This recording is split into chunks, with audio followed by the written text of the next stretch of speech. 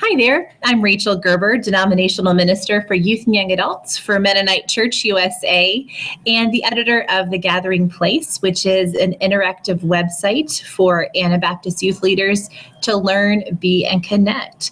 Well, every month on The Gathering Place, we focus on a new theme, and this month's theme, we're talking about pastoral care, grief and lament. And so this month for the Gathering Place podcast, I am so excited to have a chat with my actual husband, Sean Gerber, Hey. who is here. Actually, he's in his office right now. Yep. And we live in Bloomington, Indiana, but Sean is the chaplain and director of the spiritual care department at IU Health Hospital in Bloomington. So Sean is going to talk with us about Pastoral Care 101. What are some practical takeaways, things to consider when you are engaging in a pastoral care crisis? Things that are, just necessary to keep in the back of your mind as far as what to attend to in a crisis situation as it attends to your youth and your congregation. So welcome, Sean. It is good to have you here today. And do you want to just tell us a little bit about what you do in your role, and then go ahead and jump on in and tell us about what are some things to consider when there's a pastoral care crisis in your midst. Yeah.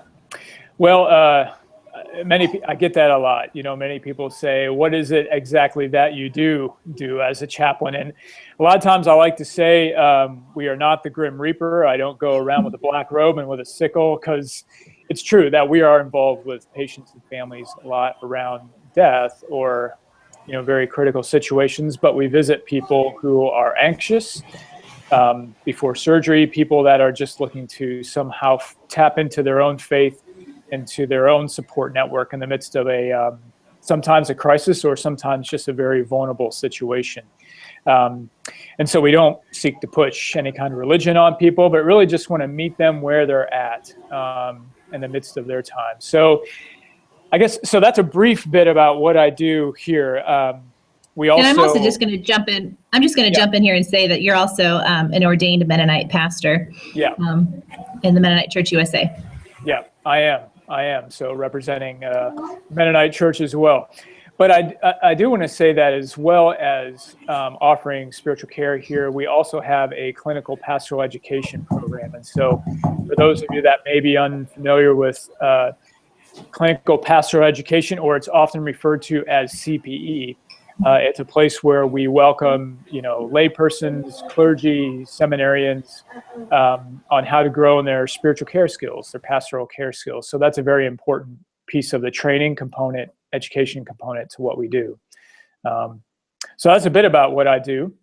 And I guess, and before we get into the discussion, Rachel, too, I'll say for those of you watching this that I've also been a pastor in a Mennonite congregation as well. So having served in the hospital, but also having been a pastor in a Mennonite congregation, some of you will have to translate some of what I say here, because your role as a pastor will be different than a hospital chaplain in terms of the relationship that you have with your people and just the way that you relate to them. It's a little bit different, but I'll try and kind of fill in those cracks as we go along the way, but that may be something that you'll have to be aware of as we go along. There are differences.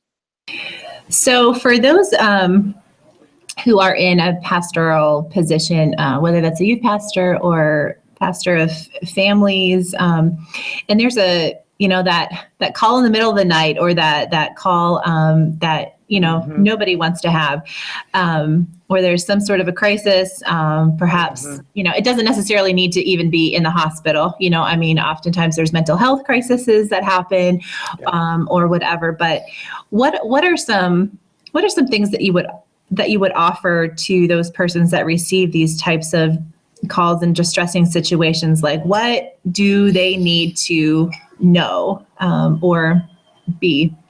Yeah. So that'll be a few of the things that I hope to go over with you here today. Maybe to do it in a short 3-point sermon version, so there's something that you can take with you. the three important things that I would say, whether you're a pastor or a chaplain, would be listening, presence, and crisis intervention skills. And I say listening because I think there's a temptation, and I remember it when I was a young seminary and going into my first hospital internship with CPE, feeling like, hey, I'm in training, got all these tools, and my role is about going and giving somebody some theology to help them get through their time. But or even not even just a theology, but even you want to make people feel good, right? Yeah, I mean, exactly. it's uncomfortable seeing people in uncomfortable situations, and you even though you can't necessarily help the situation, you want to say something that's of comfort, which can be, Yeah. And if you have half a heart, or have some sense of compassion, which I trust many of you do, since you're in your roles that you do, it's hard. It's really hard to sit with somebody and to hear their pain or to see them in pain, because a lot of times illness or crisis brings this sense of isolation or despair. Like, what meaning do I make of this? Or, God, where are you in the midst of this? And so I think, as humans who care for others and really want to reach out to others, one of your first inclinations may be, I need to give them the perfect scripture, or I need to say the perfect thing so you don't hurt anymore. And I think in the wisdom of having been with people in the midst of those situations, while that may be our tendency, that may not be what they need in the moment. And what they really may need is somebody that will be able to listen to them, that will be able to hold their questions, to be able to hold their anger, to be able to hold their pain, and just walk with them through that time. And that sense, if they have a sense that you're there with them, God will be there with them too. It's kind of like, I think of that scripture of where two or more are gathered, I am there as well.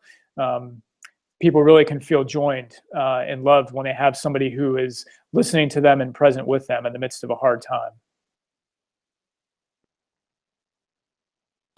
Sorry, I muted myself there, so I spilled my glass of water. So anyhow, it's cleaning up. Sounds like a crisis. It is a crisis, yeah, seriously. So can you talk any more about what listening skills entail? I mean, I think a lot of people think that they know how to listen. I'm a great listener, but maybe in the end, not so much. Can you talk about that? Yeah. Well, I really think that listening and presence go hand in hand, because I think if I'm to listen well to you, I really think presence is about arriving as you are and opening up to the other. So presence is really about arriving as you are and opening up to another person. And so if I'm going to listen to you, I need to be keenly aware of what's going on with you, but also what is within myself at the same time. So when I say listen, I think it's important to realize that I'm going to be there and I'm going to listen to the other person, but I'm also going to be aware of my own feelings too, because what's going on within inside of me likely will give me a clue to what's going on inside of the other person. And so I think in general, just asking open, honest questions to the person and staying close to the feeling. That's the other thing I want to say, is stay close to the feeling. And in CPE, we talk a lot about following the material presented. So if somebody goes to talking about their pets, that will tell you something important about how they feel or what really matters to them in their life. Or they may go to talking about angels. Or one of my favorites is when somebody says to me, hey, you're going to think I'm crazy, but.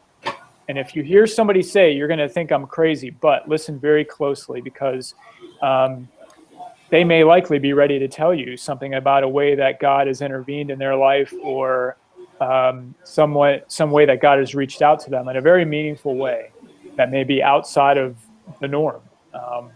So I think those are partially the ways to listen. Stay close to the feeling, ask open, honest questions, and be aware of what's going on within you in terms of your feelings to guide you and how to visit with the person and how to be present to them. I like how you said that. However, I think probably the tricky part is how do you not become enmeshed with the other person? Do you know what I mean? Like, how do you, I mean, because you don't want it to all of a sudden like flip, and now they feel like that they need to take care of you because you're so emotionally, I don't know, trying to be congruent.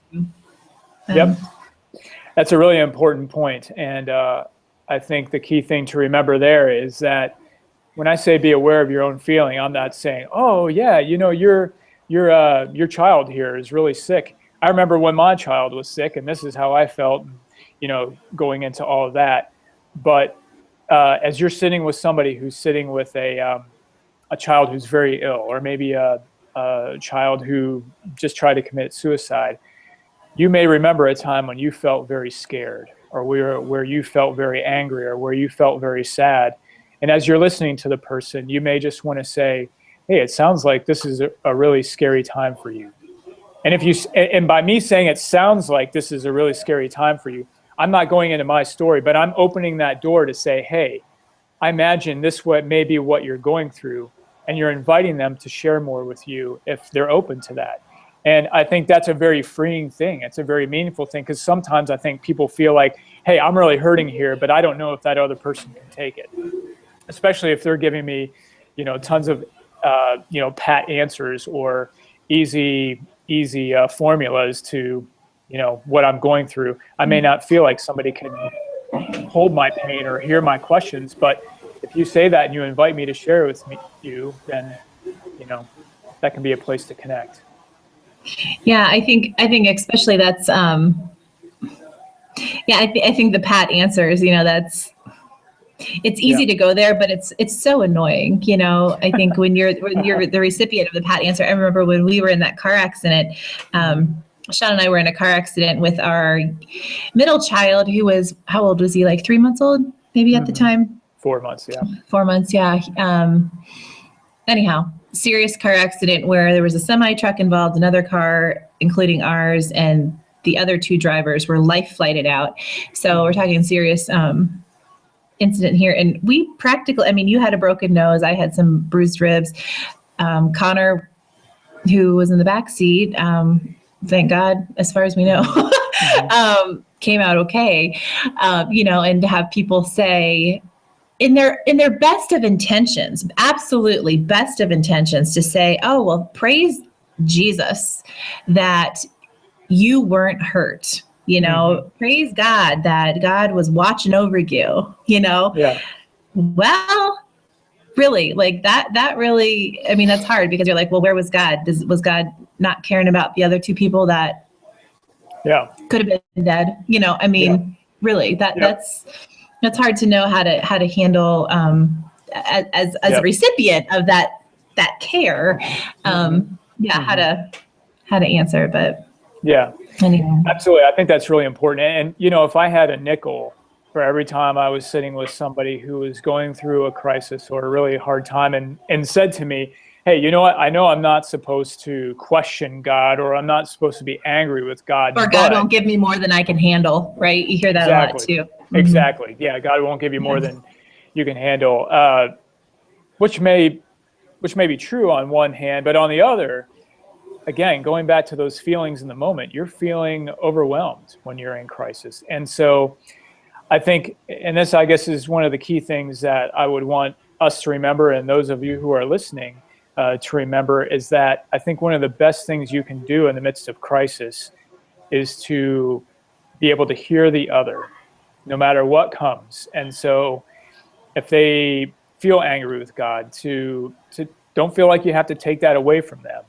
but just listen to them and be present with them in that. And I think by your presence with them will speak louder than any other words you can offer. If they know that you can sit with them just as they are and love them and hear them, I think that will speak very loudly to God being present. Yeah, that's great. So you talked about listening, you talked about being present. Is there anything else for being present, or is that, and then you mentioned one other, crisis management? Crisis intervention. Yeah. So aside from being, quick to listen and slow to speak, and following the material present and being aware of your own feelings. And I didn't say a lot about being a non-anxious presence, but again, that's something that we talk a lot about too. So I guess that's probably the last thing I'd want to mention there on the listening and on the presence piece, is that the more that you can be aware of your own feelings, your own discomfort, your own joys, I think the more that you can be present to another person. And just to give a small example, I remember in my first unit of CPE, one of the things that they invited us to do was to plan our own funeral.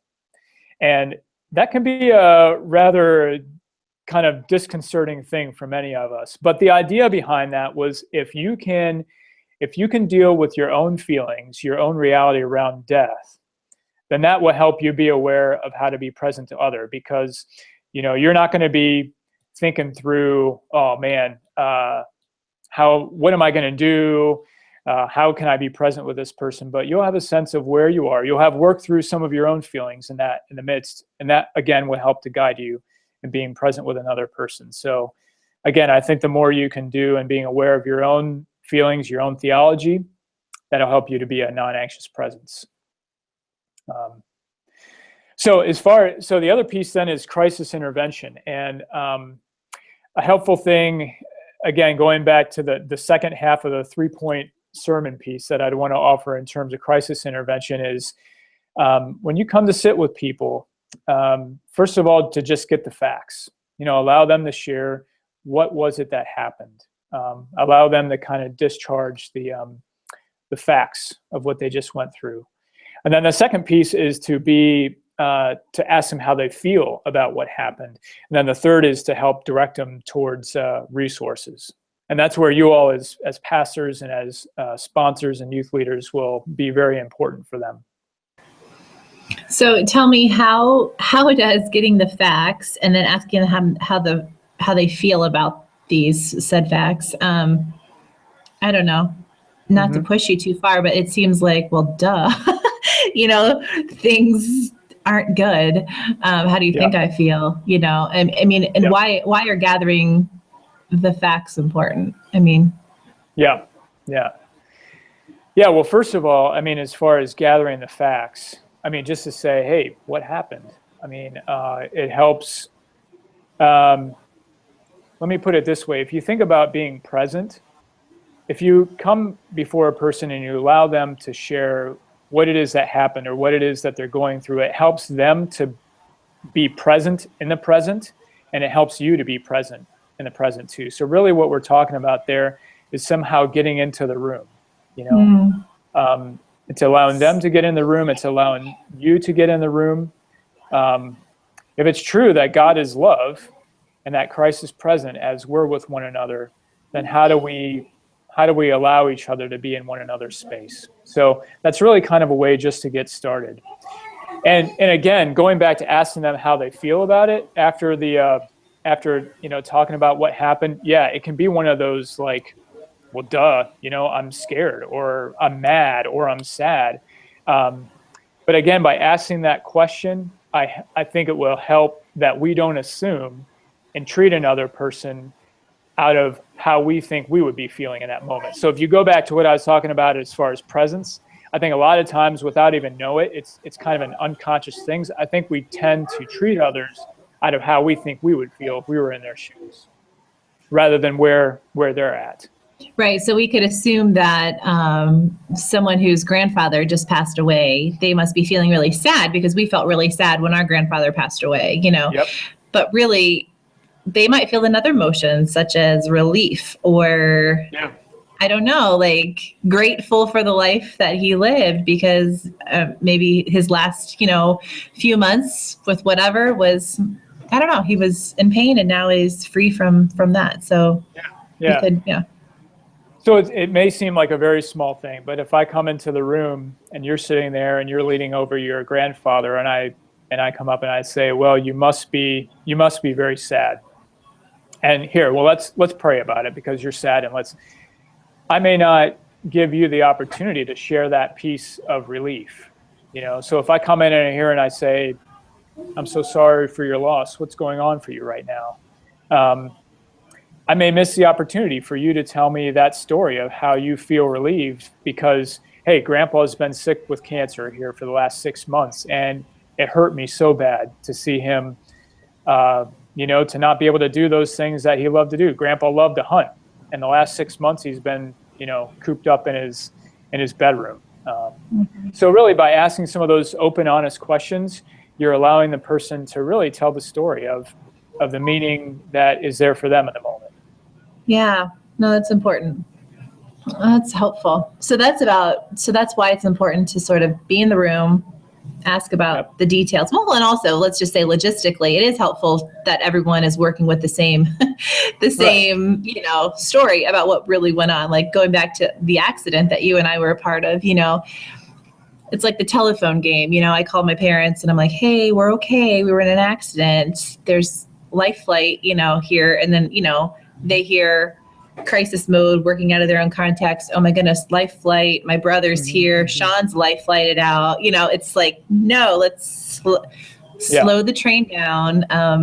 Let's get the facts. So getting the facts, getting in, which also helps us get in the room, being the present. Yep. Staying close to the feeling. Yeah, staying close to the feeling, asking how they're feeling about said facts, and then crisis management or resources. Like resources. Okay. Yeah. So once you got in a sense of what's happened and how they're feeling about it, then what's going to happen once they leave this room, or the emergency room, or come back from the hospital or whatever. And that's where I think you all, again, as pastors and as youth leaders or sponsors, or as the church, have a really important role. And that is that you can be there for them when they come back home. Because how many people do I hear, in the midst of their loss say, everybody was there right after I lost my mom or my dad. But, 6 months later, when it came to the time of, those first holidays or whatever, everybody's gone, and not a lot of people are asking about how it's going. So I think the question is, how do you surround, whether it be your youth, or how do you surround that family going down the road, is really important to consider. Yeah, absolutely. And what does it mean for even those milestones that happen, not only holidays, but birthdays and anniversaries and, anniversaries of the death or the accident or whatever. I think those are so important, especially I think in the long term, because I think people want to be able to help. And so we have so much right at the beginning, in the crisis mode, but then all of a sudden it probably feels like everyone just sort of scatters back and gets into their normal life. But then here you are, not in your normal pattern, and the new normal, I guess, which, you still desire that support. So that's important to, as pastoral presence, to really think about. I have a question. This isn't necessarily like a crisis. Before we go there, Rachel, hold on, because something that you just said triggered, I think, something very important that I was even reminded of this morning as I was with a patient. And that is, never underestimate the meaning of your phone call or a card to somebody who has had a loss or even has gone through a crisis. Because I was just talking with a patient here this morning that was talking about how people in his church have followed up with him in the midst of his journey with cancer. And he said there's something about hearing the voice on the other line, even if it's just a short check-in, that takes me back and reminds me that I am remembered and that I am known and that I am loved, not only by this person, but by God.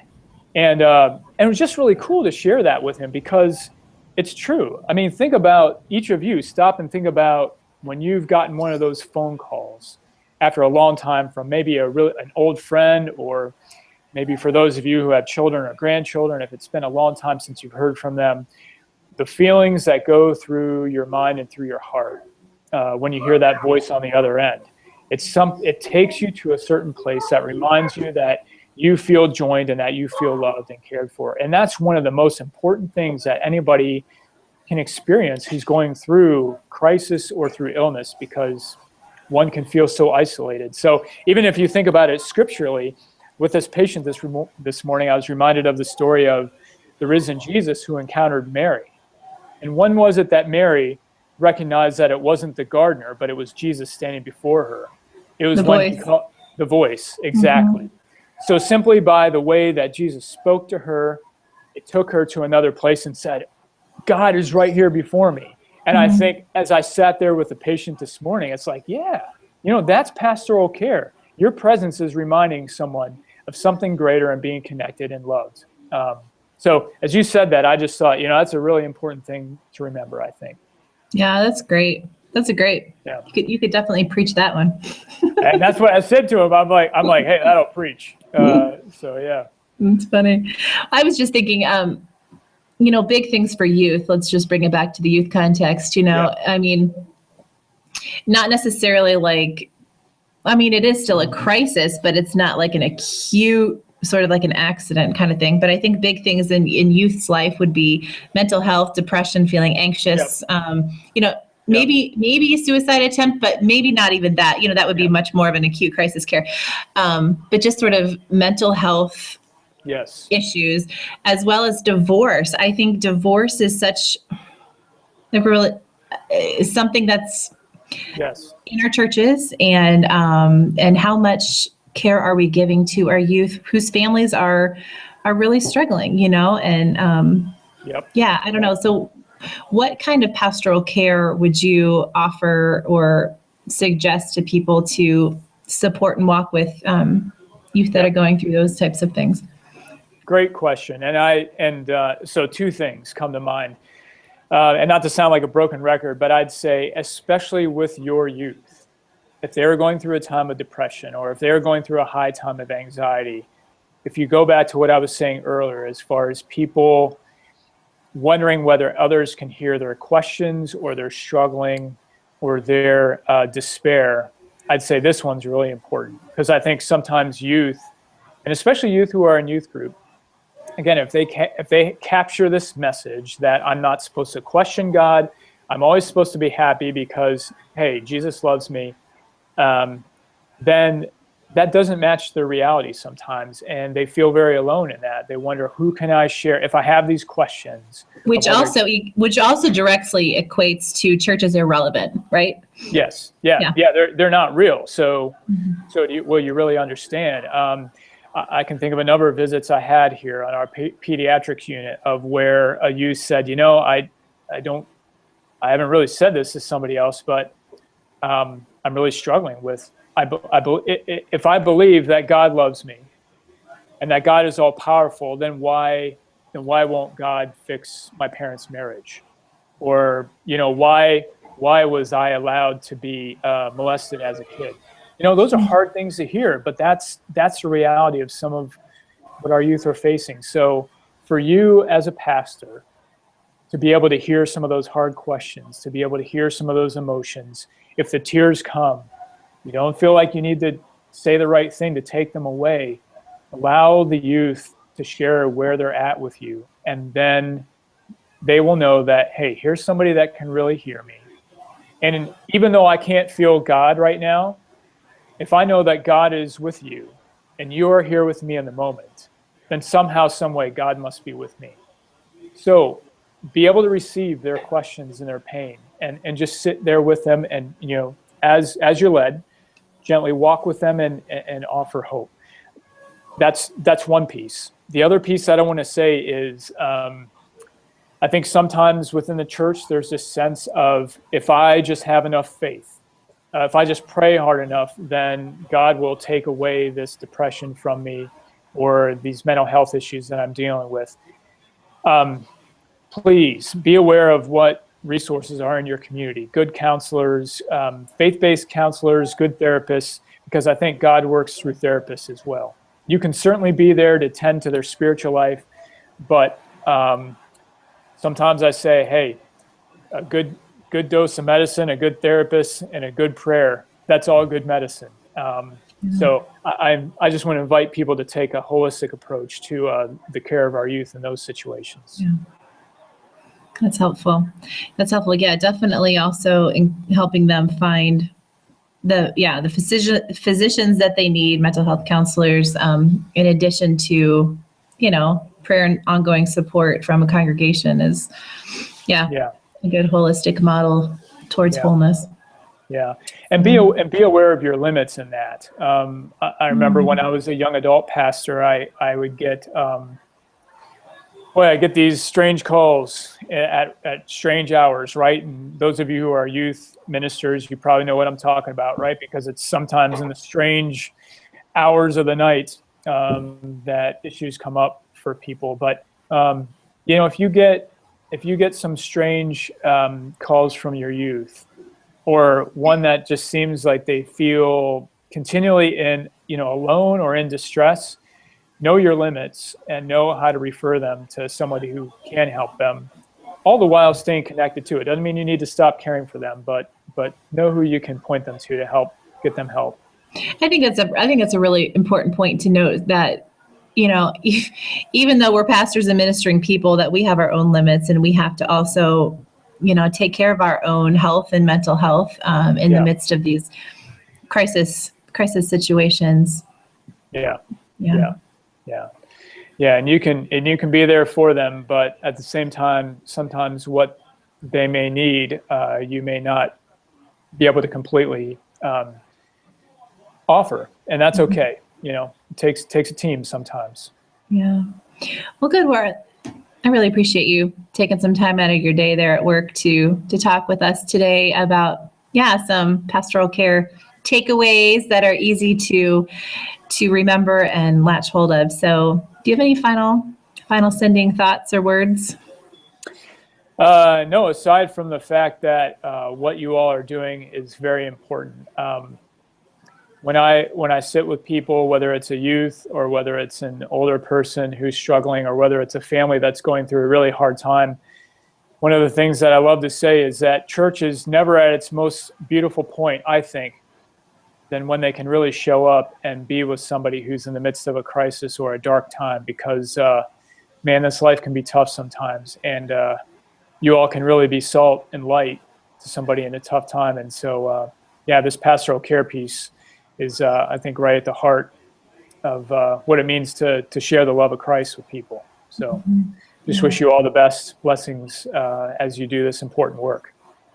Oh, well, absolutely. Absolutely. I mean, what does it mean to hold light and faith for one another when the way seems dark for us, Yeah, absolutely. Great. Well, thanks so much for talking with The Gathering Place today, Sean, and for the work that you do and caring for the community of Bloomington. I know your role and who you are as a person is much appreciated, and we're grateful for the work that you do. So thanks again. And to those of you who are listening here from The Gathering Place, feel free to go back in the archives. This past month, we've had some great blog posts from a few folks talking about their own perspectives through crisis care, as well as a webinar with Bob Yoder about how do we lead our youth into processing biblical lament. And so feel free to look back into the archives and find those. So grateful for your participation, and until next time, adios. All right, bye everyone. Thanks. Bye.